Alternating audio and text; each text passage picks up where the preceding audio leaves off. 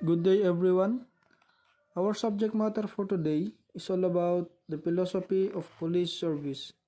So, ano yung role and responsibilities of a police? First role is crime control, next order maintenance, and service role. And yung responsibilities niya is merong 11. So, ang crime control role, ito yung prevent crime at all times. Next is the order maintenance role. Ang order maintenance role ay ito yung mini-maintain ang peace and order, particularly in the larger and more socially heterogeneous cities. Next is ang service role naman, ito yung give service to the people in the community 24/7. So, ano naman yung mga major responsibilities? Una, to identify criminal offenders and criminal activity and where appropriate to apprehend offenders and participate in subsequent court proceedings. Pangalawa, to produce the opportunities for the commission of some crimes through preventive patrol and other measures. Third, to aid individuals who are in danger of physical harm. Fourth, to protect constitutional guarantees. Fifth, to facilitate the movement of people and vehicles. 6. To assist those who cannot care for themselves. 7. To resolve conflict. 8. To identify problems that are potentially serious in the community. 9. To create and maintain a feeling of security in the community. 10. To promote and preserve civil order. And 11. To provide other service on an emergency basis. So, yun yung mga responsibilities of a police. Meron din akong isi-share sa inyo, dagdag kaalaman from Philippine National Police Operational Procedures. O ito yung POP. General Principles. So, all PNP personnel must be know by heart and shall comply with and apply the following principles and procedures. So, ang main functions of a police officer is to serve and protect, to observe human rights and dignity of a person. So, the responsibility of every police officer is to serve the public and protect life and property. No police operation shall be conducted in order to serve or protect the illegal activity of a particular person, group, or criminal syndicate. Next is to observe human rights and dignity of a person. All PNP personnel shall respect the human rights and dignity of the suspects during police operation. So, pag naka-duty ang isang police, shall always wear the agency prescribed uniform, appearing before the public, carrying of police notebook, pen and Miranda warning card, carrying of non-lethal weapon in the police rig. So, ito yon yung non-lethal weapon tulad ng pepper spray, baton, or stun gun. Next is the categories of police operations. Ang mga police operational are categorized as follows: the public safety operation, law enforcement operation, internal security operation, special police operation, intelligence operation, investigation operation, and scene of the crime operation.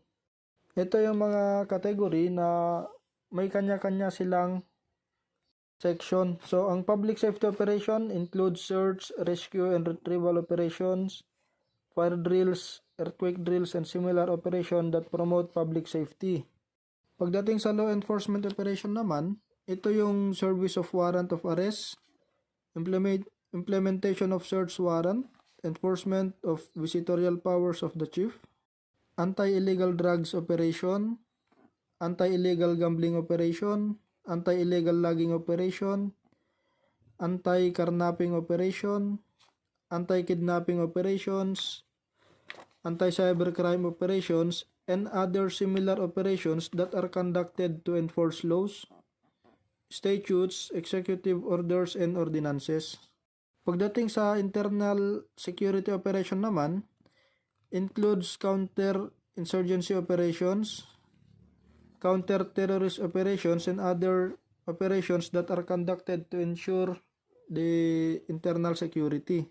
Pagdating naman sa special police operation, includes checkpoint operation, roadblock operation, civil disturbance management operation, police assistance in the enforcement of demolition, police assistance in the implementation of final court order or order from quasi-judicial bodies, hostage situation, visit, board search, and seizure on board marine vessels, and other similar police operations that are conducted by police units with specialized training on the peculiarity of the mission or purpose.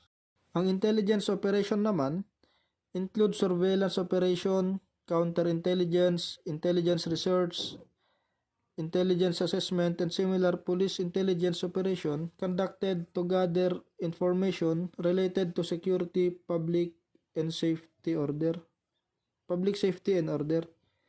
Next is the investigation operation, includes investigation of crime or incident, administrative investigation, and similar investigative work necessary to determine facts and circumstances for filing case criminally or administratively. So, next is yung scene of the crime cooperatives or yung SOCO. Includes the processing of crime scene, technical and forensic examination of evidence, and similar scientific investigative assistance. So, that are the categories of police operation. Next is the role of the police in the criminal justice system. So, ano ba yung role ng police sa criminal justice system? The police are in the sense gatekeepers of the system, and their outputs are the inputs for other subsystems. So, ano ba yung gatekeepers? Gatekeepers, they have the power of arrest to initiate for criminal justice. So, what are the factors affecting the police service? First, the physical and social characteristics of the community. Second, community sentiment. Third is the police factors. So, sa physical and social characteristic of the community, meron siyang 7 factors. Una, area and population density. Pangalawa, physical, social, or economic characteristics. That's a part section of the community. Next is separate community consciousness and identity. Next, topographical characteristic that impede directly and easy travel. Next, the strong leadership and demand for district police stations. Next, the homogeneity in race, occupation, and economic status. And lastly, certain characteristics of the community like industry, dock, airport, ports, transient laborers attracted by seasonal opportunities, and temporary idlers attached by recreational facilities, as well as number and nature of recreational facilities. Next is the second factors affecting the police service, the community sentiment. Meron siyang 4. Una, yung public consciousness. Next is favorable and wholesome public attitude. Pangatlo, policies of elected and chosen representative of the police. At panghuli is legislative. So, third factor is the police factors. Competitive interest, enthusiasm, and sympathy to policies and procedures, leadership, and opportunity for expansion, rearrangement, and headquarters space. So, next meeting, we discussed the organizational concepts and principles. That ends our lecture for today, and keep safe everyone.